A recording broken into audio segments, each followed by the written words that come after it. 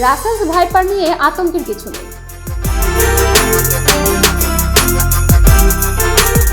সম্প্রতি দেশের বিভিন্ন জেলায় রাসেলস ভাইপার সাপের তীব্র আতঙ্ক ছড়িয়ে পড়েছে।